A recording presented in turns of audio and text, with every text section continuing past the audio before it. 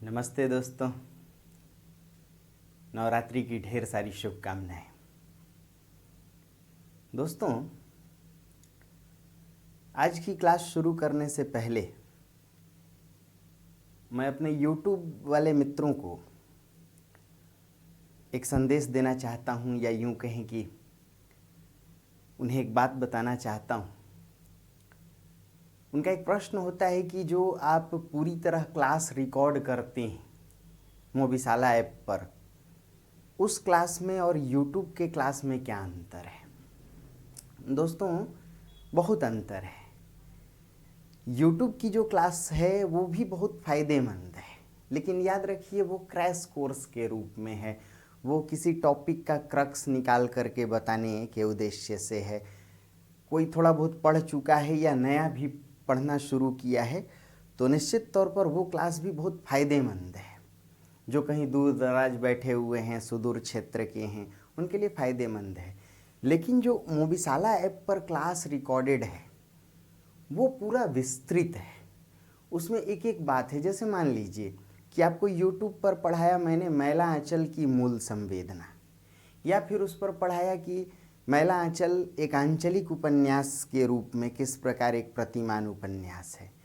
लेकिन जब आप ऐप पर, मोबिशाला ऐप पर क्लास देखेंगे तो कई मुद्दे और उसमें बढ़ जाते हैं।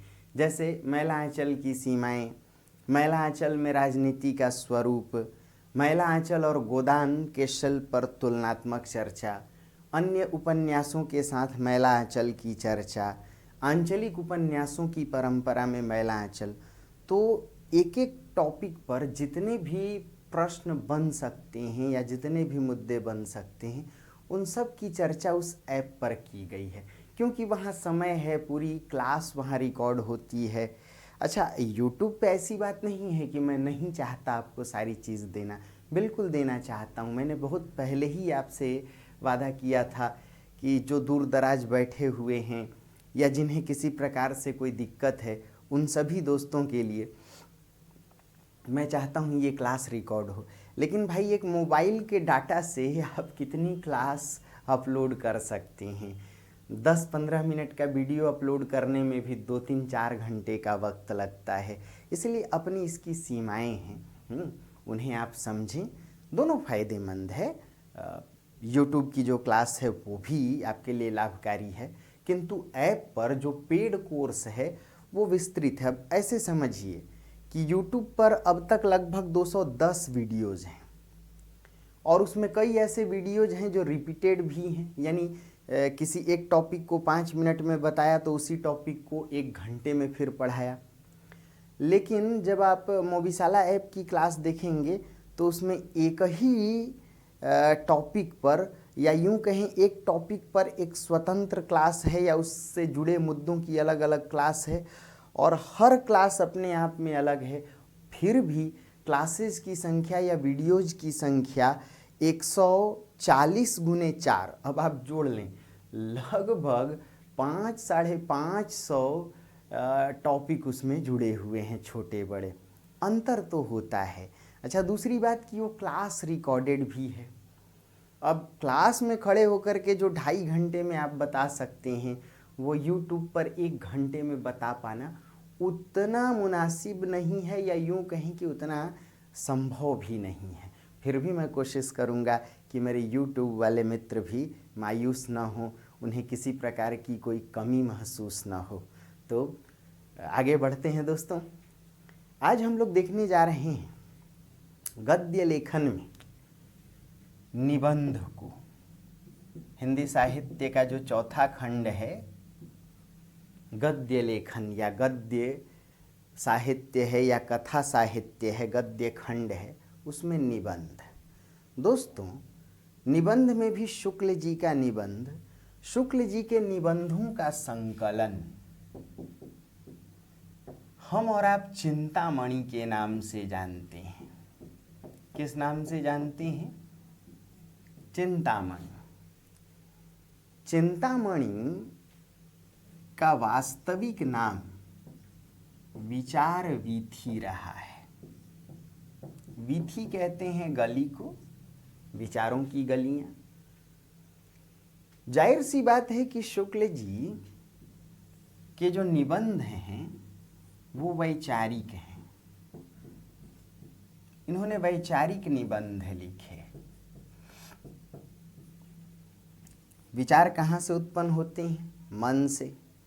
इसलिए शुक्ल जी के निबंधों को मनोविकारवादी निबंध भी कहते हैं।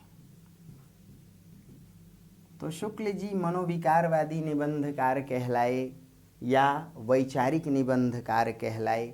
इनके निबंधों का जो संकलन है वो चिंतामणि के नाम से जाना गया, किंतु आरंभ में इसे विचार वीथी नाम दिया गया था। 1930 में यह विचार वीथी प्रकाशित हुआ।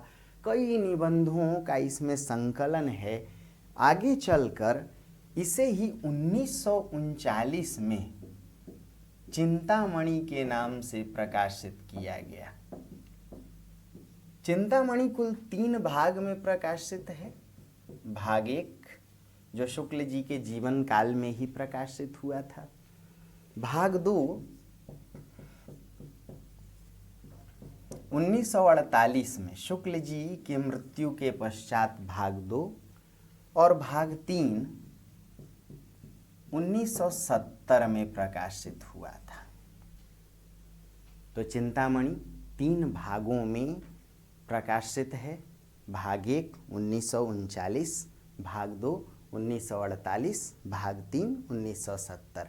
इसका आरंभिक नाम विचार वीथी, विचारों का संकलन, भावों का संकलन, मनोभावों का संकलन।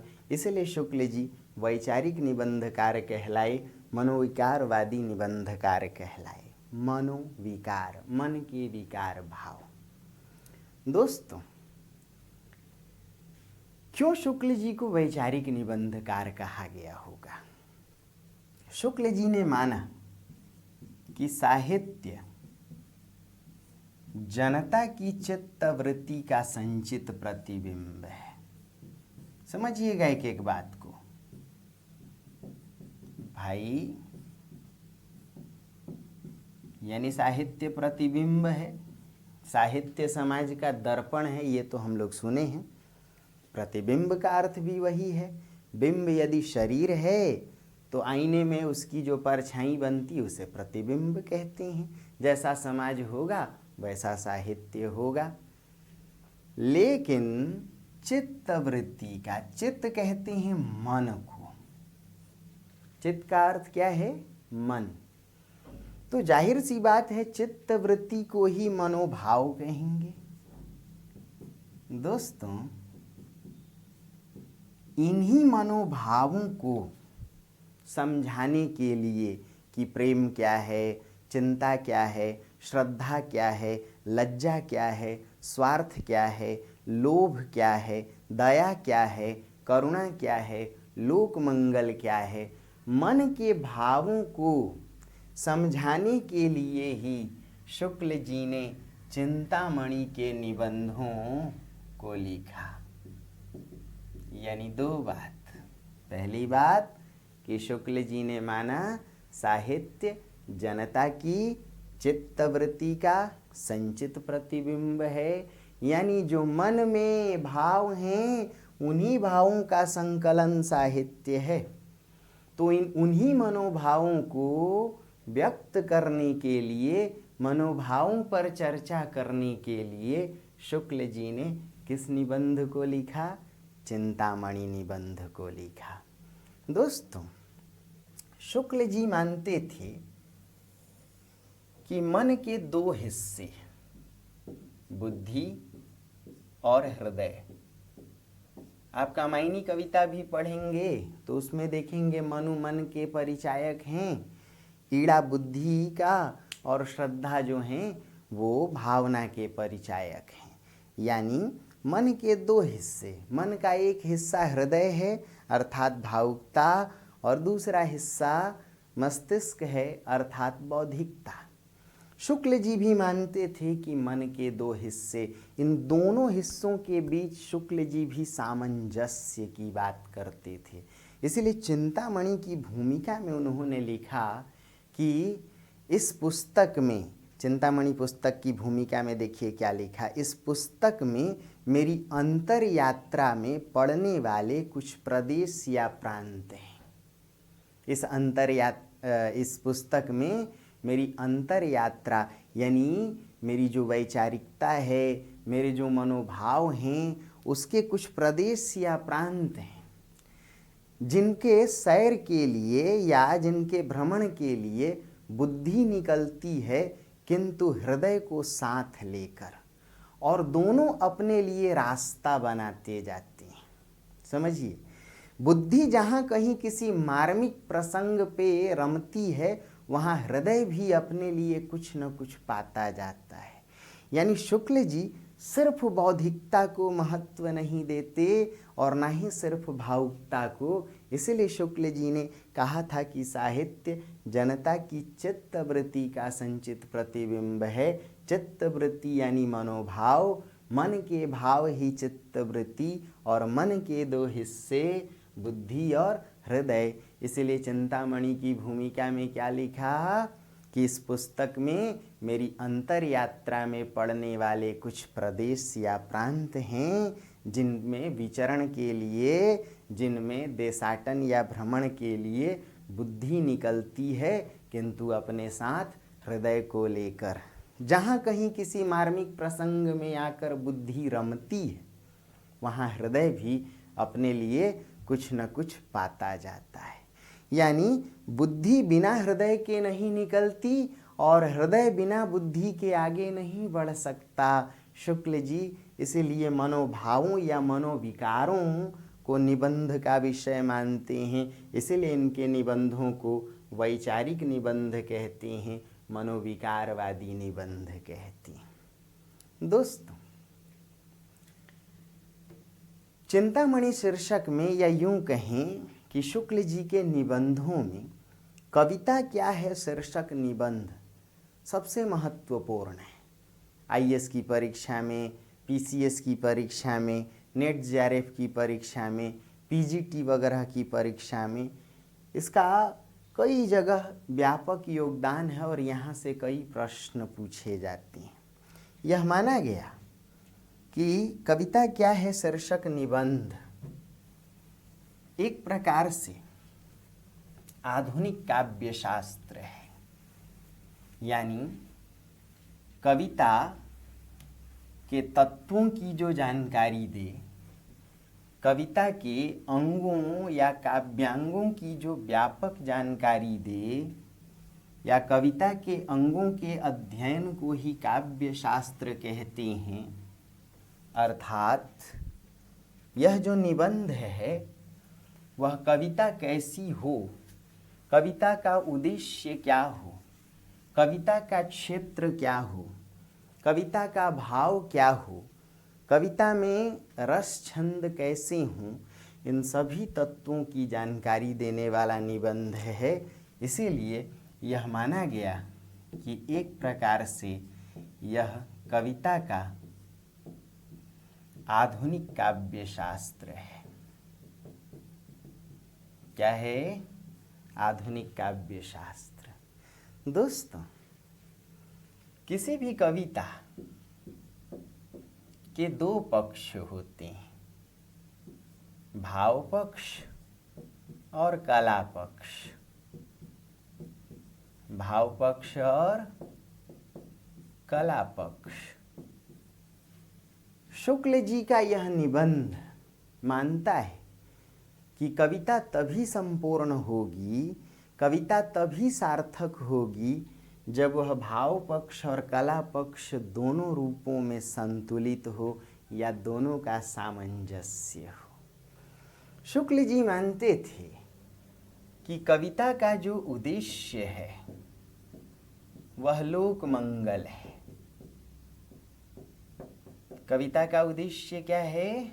लोक मंगल। किंतु कवि को इस बात का ध्यान रखना चाहिए कि कहीं लोक मंगल की स्थापना में कला मूल्यों की हत्या न हो जाए, और इस बात का भी ध्यान रखना चाहिए कि कहीं कला मूल्य की प्रतिष्ठा में लोक मंगल की उपेक्षा न हो जाए। ध्यान से सुनिएगा, समझिएगा। शुक्ल जी ने माना कि कविता का उद्देश्य सिर्फ मनोरंजन नहीं, जैसे आप देखेंगे कि सुमित्रानंदन पंत वगैरह के भाव हैं, आचार्य महावीर प्रसाद द्विवेदी के भाव हैं, या मैथिली शरण गुप्त की कविता ही है कि न केवल मनोरंजन ही कवि का कर्म होना चाहिए। जैसे प्रेमचंद भी कहते थे, साहित्यकार का काम सिर्फ मन बहलाना या मनोरंजन करना नहीं। शुक्ल जी भी मानते थे कि कविता सिर्फ मनोरंजन की वस्तु नहीं है। कविता का काम चाटुकारिता करना नहीं है। कविता किसी राजा महाराजा की प्रशंसा या प्रशस्ति में लिखी जाए, कविता का यह भाव भी नहीं होना चाहिए। कविता का भाव लोक मंगल, जन कल्याण, समाज कल्याण होना चाहिए। किंतु लोक मंगल की स्थापना के उद्देश्य में कहीं ऐसा न हो कि कला मूल्यों की हत्या हो जाए, और कहीं कला मूल्यों की प्रतिष्ठा के क्रम में ऐसा न हो कि लोक मंगल की उपेक्षा हो जाए। अर्थात एक तरफ लोक मंगल की स्थापना भी हो कविता में, तो दूसरी तरफ कला मूल्यों की प्रतिष्ठा भी हो। भाव को दोस्तों प्रस्तुत विधान कहते हैं। क्या कहते हैं? और कला मूल्यों को अप्रस्तुत विधान।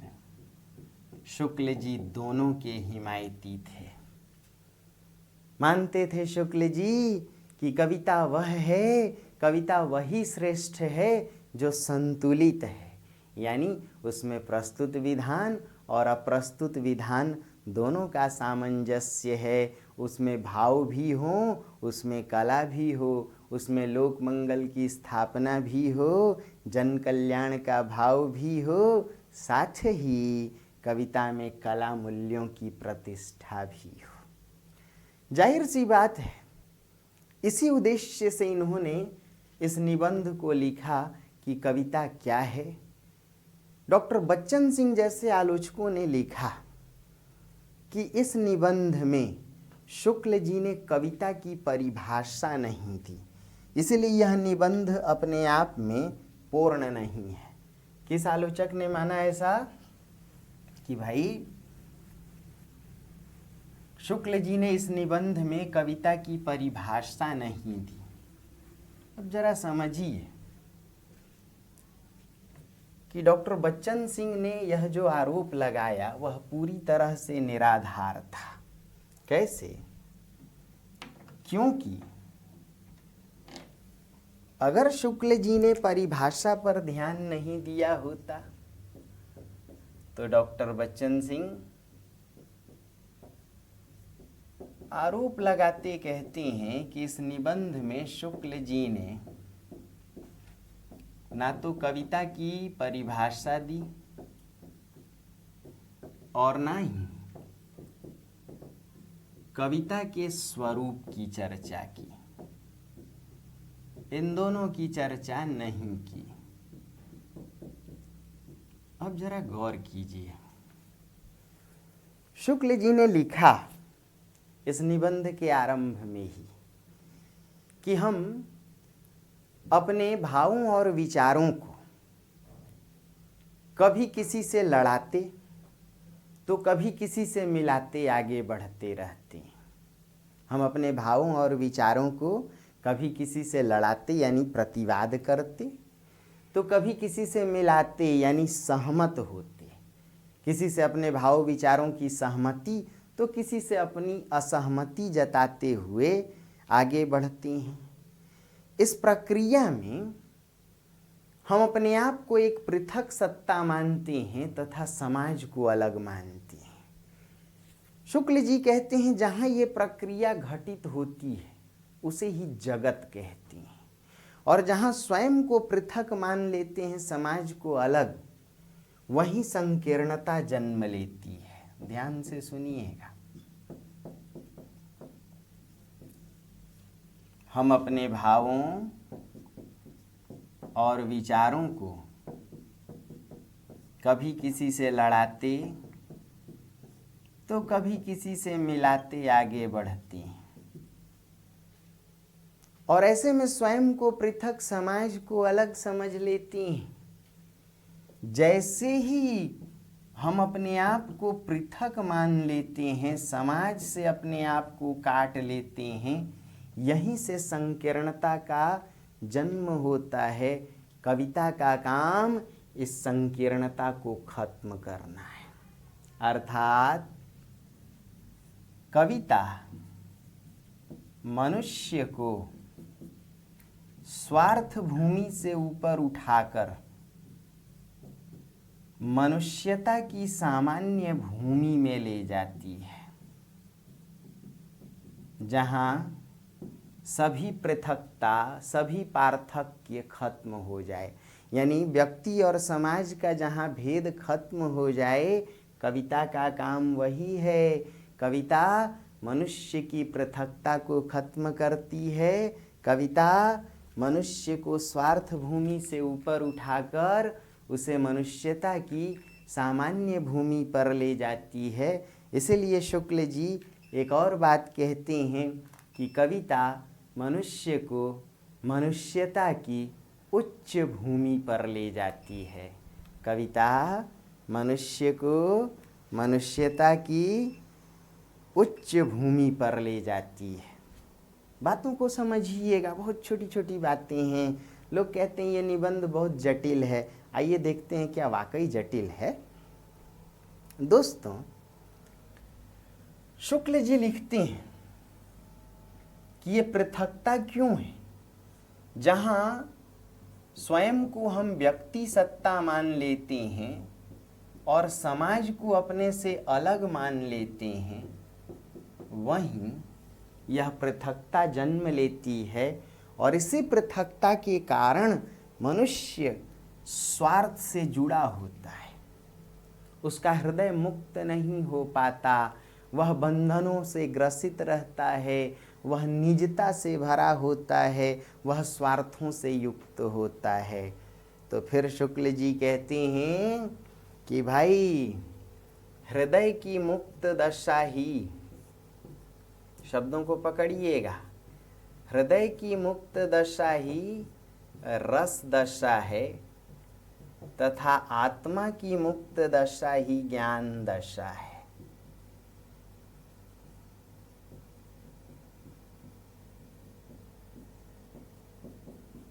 क्या कमाल की बात है। हृदय जब पृथकता को खत्म कर दे, व्यक्ति अपने स्वार्थ को मार दे, तो इसे ही हृदय का मुक्त हो जाना कहते हैं।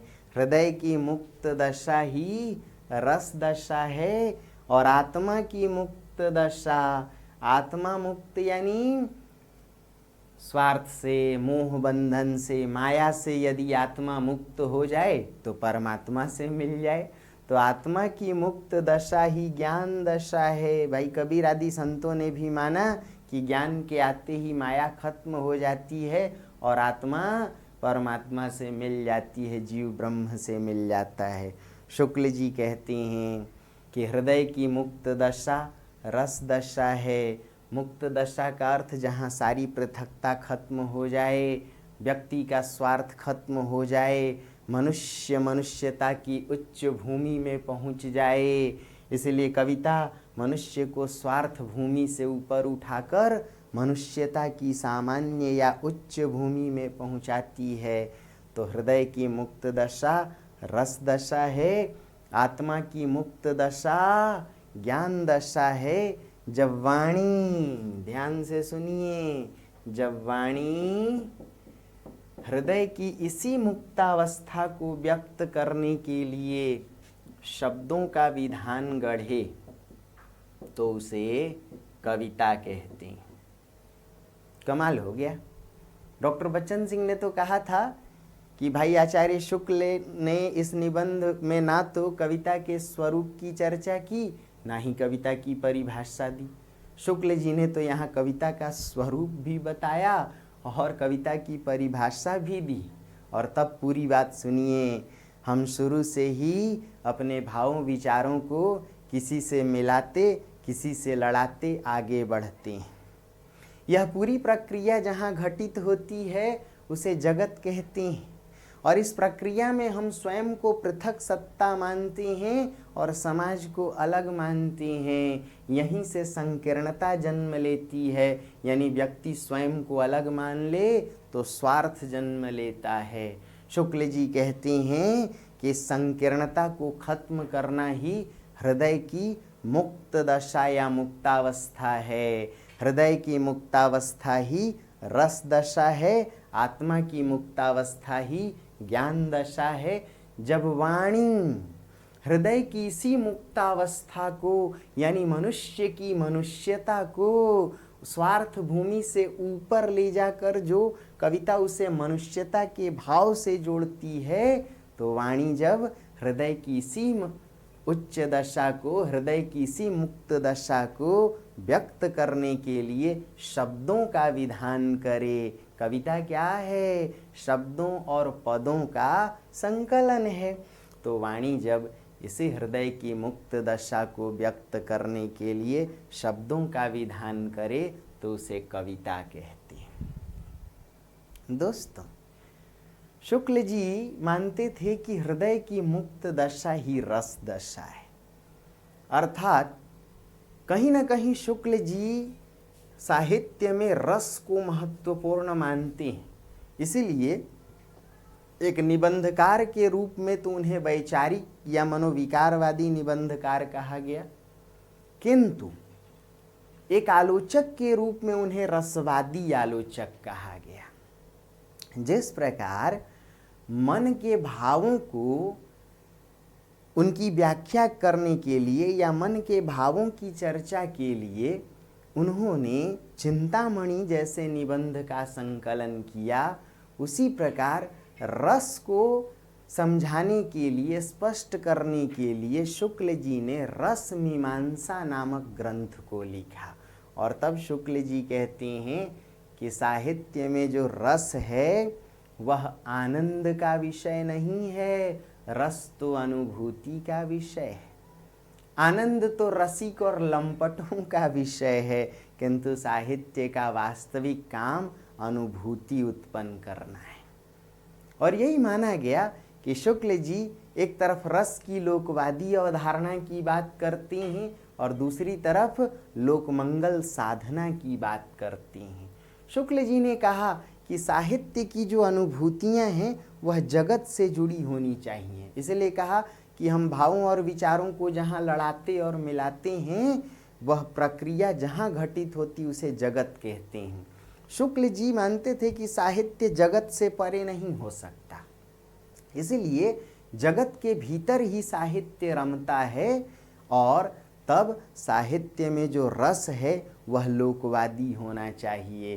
तो एक तरफ उनकी आलोचना दृष्टि रस की लोकवादी अवधारणा से जुड़ी है, दूसरी तरफ उनकी जो दृष्टि है वह लोक मंगल साधना से जुड़ी है। लोक मंगल कुछ और नहीं, समाज का कल्याण है। लोक मंगल कुछ और नहीं, तुलसी की साधना है, जिस साधना में समाज के लिए सतत करुणा का प्रसार हो, समाज के दुख दर्द को समझने की कोशिश हो, वही लोक मंगल है। दोस्तों, कविता क्या है शीर्षक निबंध में आप देखेंगे कि कहीं ना कहीं शुक्ल जी की आलोचना दृष्टि भी मुखर होती है, उनकी इतिहास दृष्टि भी मुखर होती है, उनकी जो साहित्यिक दृष्टि भी मुखर है, और उनकी निबंधकार वाली यानी निबंध दृष्टि भी कहीं ना कहीं गतिशील है। इसलिए इस निबंध में कविता की परिभाषा भी गढ़ते हैं, रस की भी कहीं ना कहीं चर्चा करते हैं, कहीं ना कहीं कविता कैसी हो उसके तत्वों की भी चर्चा, यानी एक काव्य शास्त्रीय दृष्टिकोण से भी इस निबंध को लिखा। इसलिए एक साहित्यकार, एक इतिहासकार, एक आलोचक, एक निबंधकार और एक काव्य शास्त्री, इन सब की मिली जुली दृष्टि का ही नाम कविता क्या निबंध है। यहाँ तक बात समझ में आई? दोस्तों, शुक्ल जी आगे बढ़ते हुए कहते हैं कि साहित्य या कविता का क्षेत्र क्या है। तो कहते हैं शुक्ल जी की कविता न केवल नर क्षेत्र के भीतर होती है बल्कि मनुष्येतर बाह्य जगत में भी कविता व्याप्त होती है और संपूर्ण चराचर जगत में भी कविता प्रसारित होती है। ध्यान से सुनिएगा इन बातों को। कहा शुक्ल जी ने कि कविता का जो क्षेत्र प्रसार है या कविता की जो मार्मिकता है या कविता का जो प्रभाव क्षेत्र है वह कहाँ कहाँ तक है। तब शुक्ल जी समझाते हैं कि कविता न केवल नर क्षेत्र के भीतर व्याप्त है।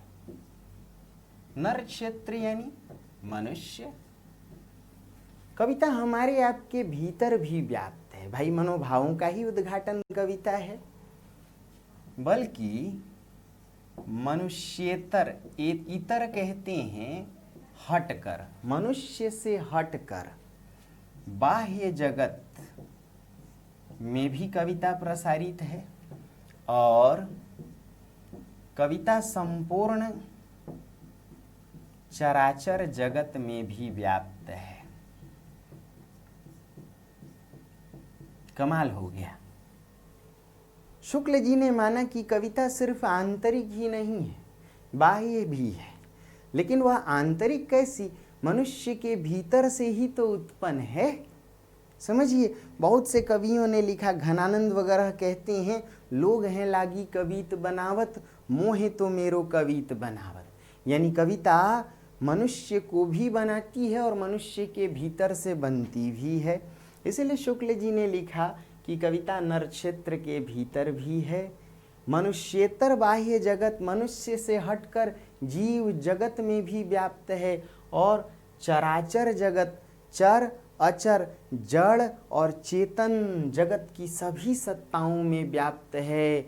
आँखों के सामने जो भी जागतिक सत्य सत्ता है या जो भी जगत की सत्ता है उसी का उद्घाटन कविता करती है, किंतु इस जगत से परे नहीं जाती। इसलिए शुक्ल जी कविता को रहस्य से काट कर देखते थे।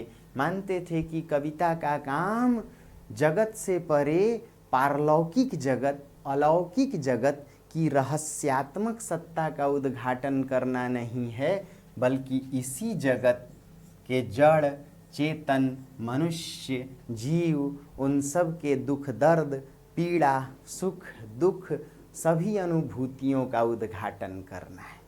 इसलिए शुक्ल जी रस की लोकवादी अवधारणा से जुड़े हुए थे। उनका मानना था कि कविता में लोक मंगल की स्थापना आवश्यक है, किंतु वह लोक मंगल जाहिर सी बात है लोक से जुड़ा शब्द है, इसीलिए जगत से जुड़ा हो, ना कि जगत से परे किसी पारलौकिक जगत की चर्चा करे। जो लोग पारलौकिक जगत की चर्चा कर रहे थे उन्हें रहस्यवादी कवि कहा गया और इसीलिए शुक्ल जी रहस्यवादियों के ऊपर अपनी भ्रिकुटी तान के रखे थे। सिद्धोनाथों के रहस्य के कारण उन्हें साहित्य से बहिष्कृत कर दिया। कबीर में रहस्यवाद को देखा और लिख दिया कि कबीर का रहस्यवाद रूखा है। कबीर की कविता उपदेश तो देती है किंतु भावोन्मेष नहीं लाती। और फिर छायावादियों में रहस्यवाद को देखा और लिख दिया कि छायावादी कविता पलायनवादी है, विषय वस्तु की दृष्टि से रहस्यात्मक है और शैली की दृष्टि से लाक्षणिक है। यानी शुक्ल जी मानते थे कि कविता का प्रसार कहाँ कहाँ है, कविता इसी जगत से जुड़ी है, जीवन से जुड़ी है, मनुष्य से जुड़ी है, मनुष्य से हटकर अन्य जीवों से जुड़ी हुई है, जड़ से भी जुड़ी है, चेतन से भी जुड़ी है, किंतु इस जगत के बाहर कविता नहीं है। और तब लिखते हैं शुक्ल जी कि जैसे सभ्यता का आरंभ हुआ, सभ्यता के आरंभ के साथ ही कविता मनुष्य के साथ जुड़ी हुई है। उन्होंने कहा कि कविता की आवश्यकता पशु को नहीं पड़ती। हालांकि पशु पर कविता लिखी जाती है, शुक्ल जी इस बात को मानते थे, किंतु कविता की आवश्यकता पशु को नहीं पड़ती बल्कि मनुष्य को पड़ती है, क्योंकि यह कविता मनुष्य को मनुष्यता की उच्च भूमि में ले जाती है, उसे स्वार्थ भूमि से ऊपर उठाकर जन सामान्य की भाव भूमि से जोड़ती है। दोस्तों, अगर इतनी बात समझ में आ रही है तो थोड़ा और आगे बढ़ लें। शुक्ल जी कहते हैं कि कविता अपने आप में एक भाव योग है। समझिए, भावों को कितना महत्व देते थे शुक्ल जी। भावों की चर्चा में ही चिंतामणि के निबंध लिखते हैं। मनोभावों को ही महत्व देने के कारण मनोविकारवादी निबंधकार कहलाए। यदि देखें तो शुक्ल जी मानते थे कि कविता अपने आप में भाव योग है। कविता क्या है दोस्तों? भाव योग है। जिस प्रकार साधना में भक्ति योग है, ज्ञान योग और कर्म योग है, उसी प्रकार कविता भी एक भाव योग है। भाई, साधना का काम क्या है? जीव को ब्रह्म से जोड़ना। तो कविता का काम क्या है? मनुष्य को मनुष्य से जोड़ना। कहते हैं शुक्ल जी, जिस प्रकार साधना में भक्ति योग या ज्ञान योग है जो उपासक को उपास्य से जोड़ता है, उसी प्रकार कविता में कविता एक भाव योग है। योग यानी जोड़ना। समझिएगा, शुक्ल जी ने कहा कि जिस प्रकार हम उपासना में जो वस्तु हमारे निकट नहीं होती, हम कल्पना के द्वारा उसे अपने निकट लाकर अपने समीप पाते हैं, यही प्रक्रिया उपासना कहलाती है। भाई, ईश्वर हमारे निकट नहीं होता तो उपासना करते समय हम उसकी एक मूर्ति की कल्पना कर लेते हैं और उससे अपना सामीप्य महसूस करते हैं। तो जिस प्रकार साधना के क्षेत्र में जो वस्तु हमारे पास नहीं होती, अर्थात ईश्वर, हम कल्पना के द्वारा उसकी एक मूर्ति गढ़ लेते हैं और उसे अपने निकट पाते हैं, यही प्रक्रिया उपासना कहलाती है। उसी प्रकार कविता में कवि कल्पना के द्वारा नई नई सर्जनाओं को जन्म देता है। तो शुक्ल जी ने साधना की उपासना या उपासना को कविता में भावना से जोड़ने की कोशिश की। इसी भावना को उन्होंने भाव योग कहा कि जिस प्रकार एक साधक अपनी उपासना के द्वारा ईश्वर की मूर्ति की कल्पना करके उसे अपने निकट महसूस करता है, उसी प्रकार कवि अपने भाव योग के द्वारा, भावना के द्वारा नई नई सर्जनाओं को जन्म देकर पूरे जगत को अपने निकट महसूस करता है। इसीलिए कविता एक भाव योग है, मनुष्य को मनुष्यता से जोड़ने वाला योग है। जिस प्रकार उपासना का भक्ति योग या ज्ञान योग जीव और ब्रह्म को जोड़ता है, कविता का भाव योग मनुष्य को मनुष्यता से जोड़ता है। शुक्ल जी ने माना कि कविता में भावना अत्यंत आवश्यक है। कविता में भावना अत्यंत आवश्यक है। उन्होंने कहा कि भावना, इस निबंध में कविता क्या है शीर्षक निबंध में उन्होंने भावना के दो भेदों की चर्चा की। कहा कि एक भावना कवि की होती है और एक भावना पाठक की होती है। कवि जिस भावना को जन्म देता है उसे विधायक भावना कहते हैं। विधेय से बना है जन्म देना। भाई, विधि शब्द सुने होंगे, विधायिका जहाँ कानून का जन्म हो। तो कवि के द्वारा जिन भावनाओं को गढ़ा जाता है या जन्म दिया जाता है उसे विधायक भावना कहते हैं।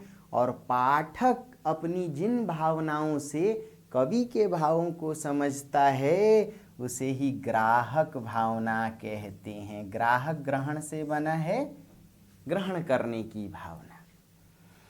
शुक्ल जी इसी भावना के आधार पर साधारणीकरण का सिद्धांत भी देते हैं और कहते हैं कि साधारणीकरण कुछ और नहीं, पाठकों की अनुभूति का ही साधारणीकरण होता है।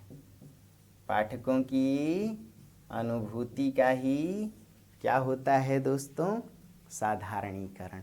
यानी पाठक की अनुभूति ग्रहण करने वाली जो उसकी भावना है, सभी पाठकों में वह लय हो जाए, सामान्य हो जाए, सभी पाठक को वही भाव समझ में आए जिसका संपादन या निष्पादन रचनाकार ने किया है, तो समझिए कि यहाँ भाव का साधारणीकरण हुआ, विचार का साधारणीकरण हुआ, सभी पाठकों ने उस भाव को समझा। यही है पाठकों की अनुभूति का साधारणीकरण। शुक्ल जी कवि की अनुभूति का साधारणीकरण नहीं मानते थे, पाठकों की अनुभूति का साधारणीकरण। दोस्तों, यह माना गया कि शुक्ल जी के इस निबंध कविता क्या है में एक तो कविता की परिभाषा दी गई, कविता के उद्देश्य की चर्चा की गई कि किस प्रकार वाणी जब हृदय की मुक्तावस्था को व्यक्त करने के लिए शब्दों का विधान करे वही कविता है। किस प्रकार कविता सिर्फ वही नहीं है जिसमें लोक मंगल की स्थापना हो, बल्कि यह भी ध्यान रखा जाए कि कला मूल्यों की भी हत्या न हो। किस प्रकार शुक्ल जी ने इसमें बताया कि कविता न केवल नर क्षेत्र के भीतर है, बल्कि मनुष्येतर बाह्य जगत में भी व्याप्त है और संपूर्ण चराचर जगत में भी व्याप्त है। किस प्रकार शुक्ल जी ने बताया कि भाई कविता का काम मनुष्य की संकीर्णता को खत्म करके मनुष्य को मनुष्यता की उच्च भूमि में ले जाना है, उसे स्वार्थ की भूमि से ऊपर उठाकर जन सामान्य या मानव की सामान्य भूमि से जोड़ना है। इन भावों की तो चर्चा शुक्ल जी ने की। यह भी बताया कि जैसे जैसे सभ्यता का प्रसार बढ़ता जाएगा, मनुष्य और समाज के बीच दूरी बढ़ती जाएगी। आज देखिए, हम विज्ञान से जुड़ गए, टेलीफोन से जुड़ गए, मोबाइल से जुड़ गए, इंटरनेट से जुड़ गए। अब दिन रात, पहले आदमी एक अंगूठा छाप होता था, अब हम दोनों अंगूठा छाप हो गए, मोबाइल में लगे हुए हैं, समाज से कटते जा रहे हैं, पृथक होते जा रहे हैं, संकीर्ण होते जा रहे हैं, आत्म केंद्रित होते जा रहे हैं, सेल्फ सेंटर्ड। शुक्ल जी कहते हैं कि जैसे जैसे सभ्यता का प्रसार बढ़ता जाएगा, मनुष्य और समाज के बीच की दूरी भी बढ़ती जाएगी। कवि का काम इसी व्यक्ति और समाज की दूरी का उद्घाटन करना होगा, इसी प्रच्छन्नता को खत्म करना उसका काम होगा। यानी मनुष्य से मनुष्य की जो दूरी बढ़ती जाएगी, उसे खत्म करने का काम यदि कोई करेगा तो कविता करेगी। यानी आज के विज्ञान युग में भी कविता प्रासंगिक है। शुक्ल जी इसी ओर इशारा कर रहे थे।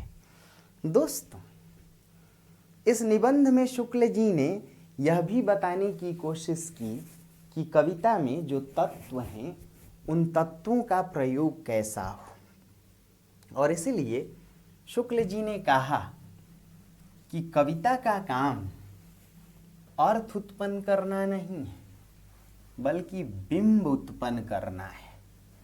देखिएगा, एक एक बात, व्याख्या के लिए भी ये मुद्दे जुड़ेंगे, सिर्फ इन पंक्तियों को पकड़े रहिएगा, बातें समझ में आएंगी।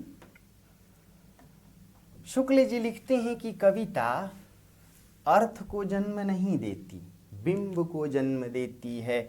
यानी उनकी दृष्टि में श्रेष्ठ कविता वही है जो अर्थ की जगह बिंब उत्पन्न करे। जाहिर सी बात है कि बिंब कहते किसे? बिंब इंद्रियों का माध्यम होता है। बिंब का काम याद रखिए दोस्तों, जिस प्रकार इंद्रियों की संख्या 5 है, कविता में भी बिंब 5 रूपों में उद्घाटित होकर किसी भाव को मूर्त बना देता है।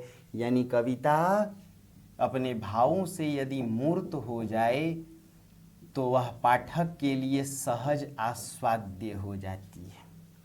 जीभ से हम चखते, कान से हम सुनते, त्वचा से छूते, आँख से देखते हैं, कान से सुनते हैं, इसीलिए बिंब 5 हैं।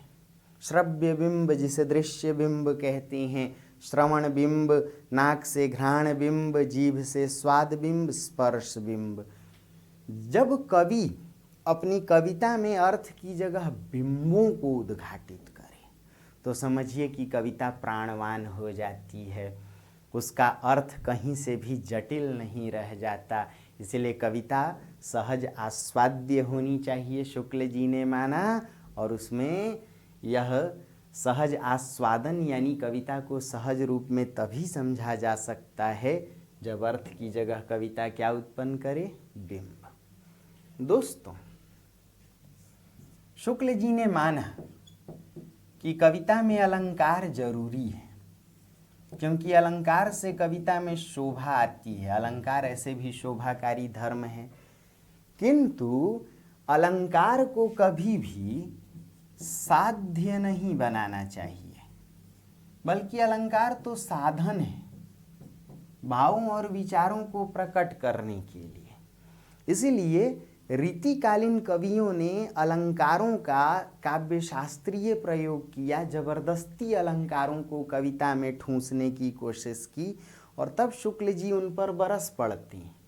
केशव को कठिन काव्य का प्रेत कह देते हैं और कहते हैं बिहारी की कविता से उन्हें संतोष नहीं मिल सकता जो हृदय के अंतःस्थल पर मार्मिक प्रभाव चाहते हैं। बिहारी की कविता उन्हीं पारखियों को समझ में आएगी जो हाथी दांत के छोटे टुकड़े पर महीन बेलबूटे देखकर घंटों वाह वाह किया करते हैं। समझिए, चूंकि अलंकारों का प्रयोग रीतिकाल के कवियों ने जमकर किया था, बेमतलब किया था, इसलिए शुक्ल जी उन पर अपनी नाराजगी व्यक्त कर रहे थे। और तब उन्होंने कहा कि अलंकार कविता में साध्य नहीं है, लक्ष्य नहीं है, साधन है। सूरदास भी जहाँ कहीं अलंकारों का अनावश्यक प्रयोग करते हैं, शुक्ल जी उनके विरोध में भी खड़े हो जाते हैं। और तब उन्होंने लिखा कि अंग शोभा और वेशभूषा चित्रण के क्रम में मानो सूरदास जी पर उपमा देने की झक सवार हो। वे उपमा पर उपमा और उत्प्रेक्षा पर उत्प्रेक्षा कसते चले जाते हैं। सब अलंकारों के भेद हैं। अर्थात माना आचार्य शुक्ल ने कि अलंकार से कविता में सौंदर्य आना स्वाभाविक है, लेकिन जब अलंकार सौंदर्य को स्वाभाविक रूप में न बढ़ाकर जबरदस्ती अलंकारों का गठन किया जाए तो इससे कविता बेमतलब या निष्प्राण होने लगती है। दोस्तों, शुक्ल जी ने माना कि कविता में चमत्कार भी जरूरी है। खूब ध्यान से सुनिएगा भाई, चमत्कार अलंकार का ही एक रूप है, ऐसा समझिए। अलंकारों में ही वक्रोक्ति एक अलंकार है, आपने नाम सुना होगा। वक्र कथन या वचन वक्रता के माध्यम से कविता में चमत्कार उत्पन्न किया जाता है। शुक्ल जी ने कहा कि कविता में चमत्कार होना चाहिए, और कवि यदि चमत्कार को उत्पन्न करता है या जन्म देता है तो यह कोई अस्वाभाविक बात नहीं है। लेकिन यह ध्यान रखना चाहिए कि जो चमत्कार है वह भाव प्रेरित हो। चमत्कार कैसा होना चाहिए दोस्तों? भावों से प्रेरित हो, ना कि बुद्धि प्रेरित हो। इसलिए शुक्ल जी रीतिकालीन कवियों के चमत्कारों को खारिज कर देते हैं, लेकिन भक्तिकालीन कवियों ने यदि कहीं ऐसे चमत्कारों को जन्म दिया, वक्र कथन का सहारा लिया, वक्रोक्ति का सहारा लिया, वचन वक्रता का सहारा लिया चमत्कार उत्पन्न करने के लिए, तो उनकी प्रशंसा करते हैं। और इसीलिए सूरदास जी पर आचार्य शुक्ल ने लिखा कि सूरदास जी की भाव प्रेरित वचन वक्रता ऐसी है मानो एक ही बात को न जाने कितने टेढ़े मेढ़े ढंग से कहने की उनकी शैली थी। और तब कहते हैं सूरदास जी में जितनी सहृदयता है, भावुकता है, उसी अनुपात में वचन वक्रता और वाग विदग्धता, वाक पटुता, वाक चातुर्य, अपनी बात को न जाने कितने तरीके से कहने की शैली, घुमा फिराकर चतुराई पूर्ण अंदाज में बात कहने की शैली। तो शुक्ल जी ने कहा कि भाई कविता में चमत्कार चाहिए, लेकिन वह चमत्कार भावना से प्रेरित हो, भावुकता से प्रेरित हो, सहृदयता से युक्त हो, ना कि सिर्फ प्रदर्शन प्रिय हो। रीतिकाल के कवियों ने बुद्धि लगाकर चमत्कारों को सिर्फ प्रदर्शन से जोड़ा, इसलिए उनकी कविता दरबारों में सजावट की वस्तु बनकर रह जाती है। क्या बनकर रह जाती है? सजावट की वस्तु। ऐसे चमत्कारों को, ऐसे अलंकारों को आचार्य शुक्ल पसंद नहीं करते थे। दोस्तों, कविता क्या है निबंध में शुक्ल जी आगे बढ़ते और बताते कि भाई किसी भी कविता में छंदों की, यहाँ तक कि अप्रस्तुत विधानों की भी आवश्यकता है, लेकिन उनका प्रयोग कैसा हो। शुक्ल जी कहते हैं कि कविता में ध्वन्यात्मकता की आवश्यकता है, कविता में नाद सौंदर्य जरूरी है। दोस्तों, ध्वन्यात्मकता का अर्थ होता है कविता में उद्घाटित विषय की ध्वनियों को व्यक्त करना। जैसे रेलगाड़ी पर जब कोई कविता लिखे या गीत तो क्या लिखते हैं? छुक छुक छुक छुक आती रेल। जैसे चूड़ी पर कोई गीत या कविता हो तो चूड़ी बजी है कहीं दूर छन छन छन, खन खन खन, पायली रुंझुन रुंझुन।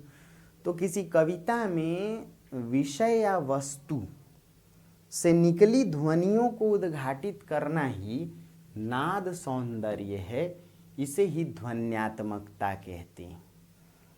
शुक्ल जी ने माना कि कविता में इसका प्रयोग हो, एक तो इससे कविता में संगीतात्मकता आती है, कविता को हम गुनगुना सकते हैं, और दूसरी बात कि इससे कविता दीर्घायु होती है, कविता का जीवन बढ़ता है, कविता चिरकाल तक बनी रहती है।